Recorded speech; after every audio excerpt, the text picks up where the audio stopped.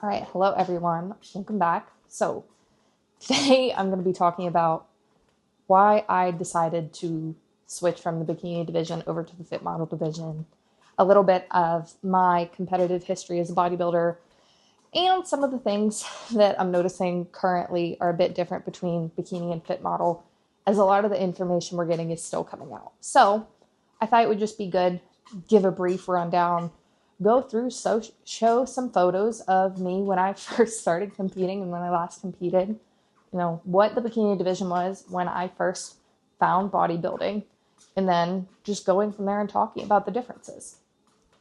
So I first discovered bodybuilding in 2017. I competed in my first show in 2018 with my photos over here. So my first show, I competed in a national organization and did it during an internship, all of that fun stuff. Didn't really know what I got into. I actually bought a suit and stoned it myself back then, and it really sparked my love for the sport of bodybuilding and got me hooked. 2019 was my next show. 2019, that prep was really rough. I had a lot of personal and family things going on throughout those weeks, and then I caught bronchitis in the last 3 to 4 weeks of my prep. So it was really rough towards the end. I considered pulling out from my show, but I didn't. And I learned a lot from it, but sometimes I wish I hadn't done it. 2020 was a big year. I did 2 shows that year for once. And to my understanding, my conditioning in the midpoint of my prep is about what I anticipate that they're wanting from Fit Model. Now, I'm going to talk to Tyler and Sandy at the Women's Workshop and obviously watch as the Fit Model division starts to grow in the first shows of the year and evaluate from there. But it gives me a bit of faith that that's what they're looking for and helped with some of my decision making at that time. 2020 was overall a good season for me, but I needed to get leaner. I didn't really hit the mark on conditioning. So the following year in 2021, I ended up actually coaching myself through that year. I got super lean. My feedback at that show, I did the NPC portion of the Tampa Pro, and I got feedback from Ettila and Steve Weinberger. Ettila told me, don't touch my shoulders, don't grow them, grow my lower body. Steve said similar things of grow my glutes, grow my quads.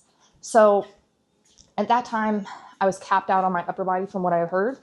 Obviously, if I grew more in the lower, I might have needed to do more upper, but that was where I was in 2021.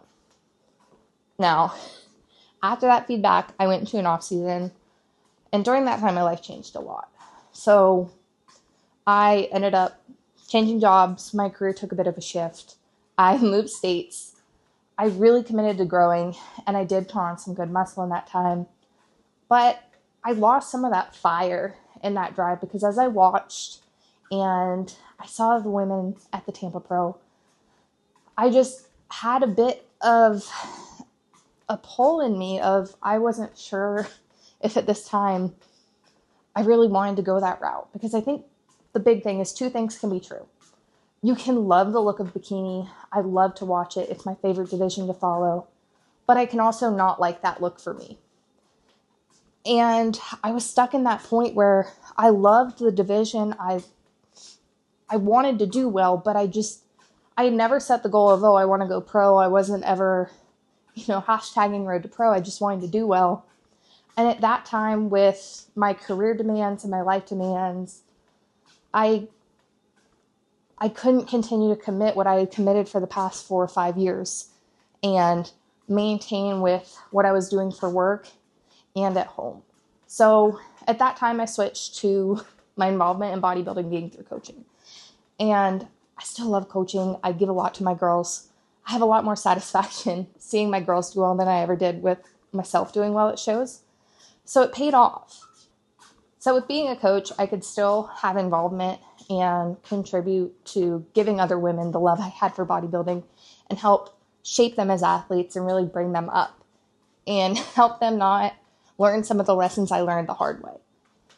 But when you look back, the bikini division that I came into knowing and loving and that got me into competing, you had the influencers of my day were, Sammy Bornstein, Des B, Marissa Wu, Taylor Chamberlain, now Dilk, those were the pioneers of the amateur bikini girls that were shooting for pro cards and were super inspiring back then, that I got to watch and follow, in the 2017, 2018, 2019 era.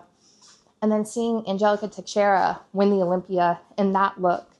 And even if you just go back to 2019, Issa Puccini, when she won the Olympia, did the stallion pose in her Olympia routine. So I think for some of the athletes that came up in the early to mid 2010s, some of us just never aspired for the look of modern day bikini, and I think that's okay. It doesn't take away from current bikini athletes. People have different looks that they like, and I think it's totally respectable and totally okay. And even competing back then was a lot of work.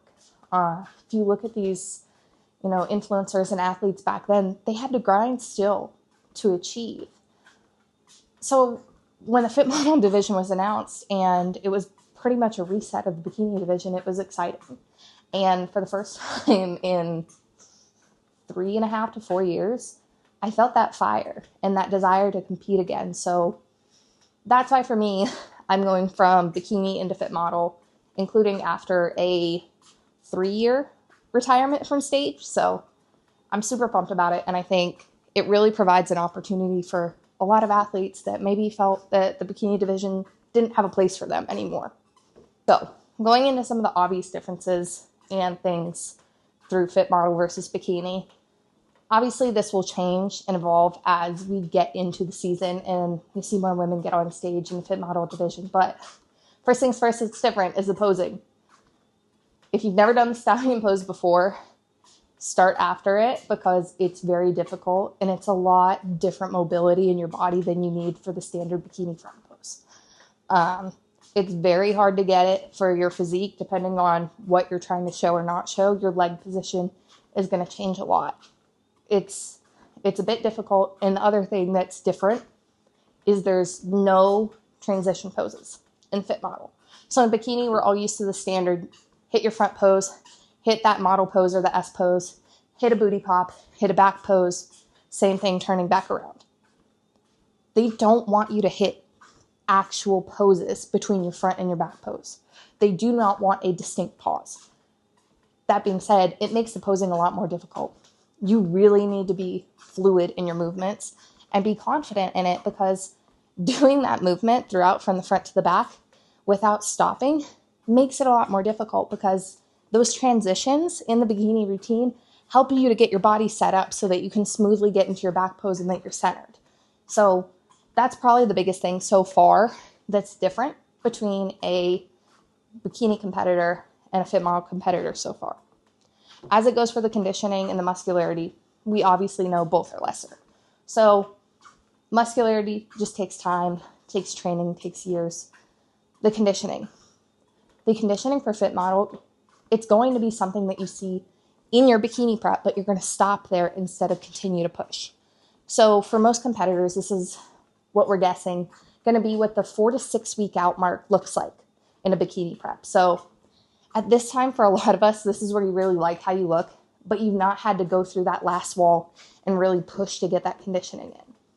A lot of people underestimate those last few weeks of prep can really at times be draining, and it's hard on your body. So I think that's one thing that will allow, fit model competitors to stay active throughout the year and really allow first-time competitors an opportunity to get on stage and push their body without having to go as far as bikini and risk, the difficulties coming into a reverse diet. We've seen a lot of women struggle where after a show, because the diet and training is so strict and aggressive, that it's really hard to stay with it post-show. And having fit model where you don't have to push conditioning as far and you might not really struggle with food or the fatigue, it makes it so once you come off stage, you still can immediately have that love for lifting and be able to bring your food back up because it didn't get so low that you might not have those cravings and those negative things that a lot of times we see with the struggles associated with reverse dieting post-show.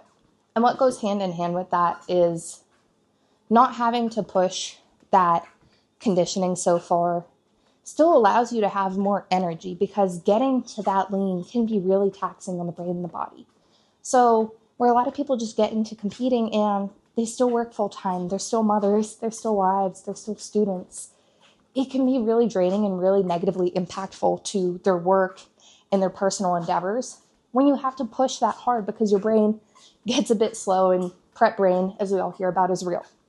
So I think Fit Model provides an opportunity for a lot of women here that, you can try competing, you can do your first prep, and you can adjust to some of the fatigue. And if you choose that you want to go for the bikini division or continue to grow, you can. And that way it allows you that, your next prep, it's not as bad. As an experienced competitor, we all know what prep brain feels like and how to mitigate it a bit more. But a lot of first-time competitors, it's a huge hurdle, and it's something that you don't want that impact on people's lives. So it really does open the door for a lot more women in different scenarios to get into the competition world and decide if it's for them. And so the last thing that is the most controversial about the Fit Model division is the suit. At the end of the day, bodybuilding is a physique competition. You're not being judged on the suit you wear. It's about the body. And at the end of the day, and that's, as a posing coach, what I say, your posing and everything is to complement your body. Someone shouldn't be focused on something outside of the body.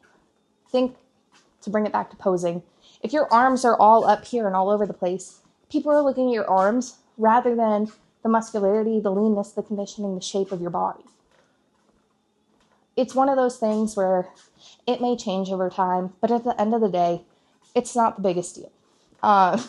Just to me, at least, maybe. And I know a lot of my first-time competitors do struggle with the cost of a suit and knowing if they want to compete or not. So it opens the door for more people. And I think that's the biggest thing with this, is giving people the opportunity to get started that probably do have a passion for this, but they aren't sure. Bodybuilding is a big commitment, and it's a great thing that's improved my life and many of the other women I know. And I think letting more in for them to build that discipline and that resilience and that belief in themselves is a really important, vital thing for the industry to do. So that's a little wrap up of why I'm going into the Fit Model division when I've been a bikini competitor for actively 5 years and then retired for a few more. So please, you guys, let me know if you have any comments or any questions about that. As always, my Instagram has a lot more pictures from back when I competed and all of that fun stuff. So, alrighty, I'll see you guys next time.